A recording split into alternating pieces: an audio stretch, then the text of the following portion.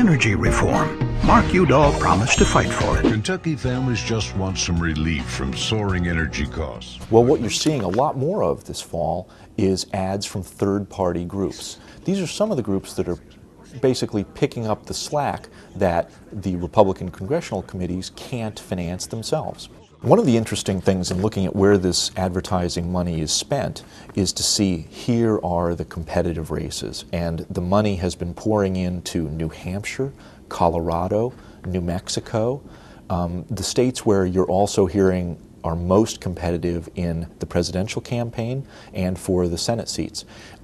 In New Hampshire, the U.S. Chamber of Commerce and Club for Growth have advertised against Jeanne Shaheen, a former governor of that state, basically taking her to task over her record as governor and dealing particularly with taxation. As governor, Jeanne Shaheen enacted the first statewide property tax. Then Shaheen signed a second statewide property tax. On the economy, Jeanne Shaheen's positions just don't add up. As governor, Shaheen enacted the first statewide property tax. Her campaign calls those ads false and misleading, and in fact, local chambers of commerce in New Hampshire, in Nashua and Manchester, have distanced themselves from the ads, saying that they are not part of the U.S. Chamber of Commerce and they do not agree with the political positions that it takes.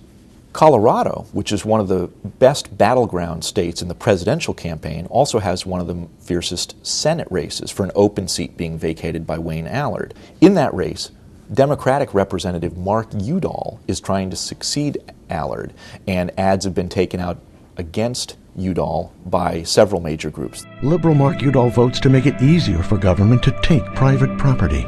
Tell Mark Udall to stop expanding eminent domain abuse. His campaign thinks that something like $8.6 million has been spent by third-party groups against his campaign in what might be the most in any Senate race to date.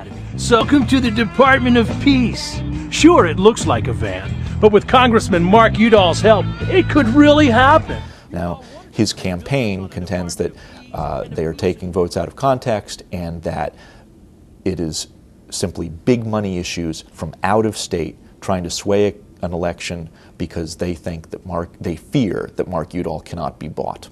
Not all of the ads are critical of Democrats. In one race in New Mexico, where two Republican House members faced off against each other in order to claim the open Senate seat being vacated by Pete Domenici, the clubforgrowth.net took out ads critical of Heather Wilson in her primary race against Steve Pierce. One of the ads dealing with the children's health insurance program criticized her for siding with Democrats Hillary Clinton and Nancy Pelosi and said she is the same as them, we instead should have somebody more like Pierce elected, let her know. Something like $550,000 in ads were bought in the final month before the June 3rd primary in New Mexico, which she lost by 2 percentage points. She called the ads a huge factor in her race. Now, some of these business groups are turning their critical eye to the Democrat in the race, Representative Tom Udall, and saying that he also is ignoring energy issues at the peril of voters in that state. Reporters only get to see how much is being spent on these ads within the last 60 days before an election. So we only get a glimpse of how many total ads are on the air. So far, hundreds of thousands of dollars have already been spent on primary races and in the general election, but much more is expected before the November general election.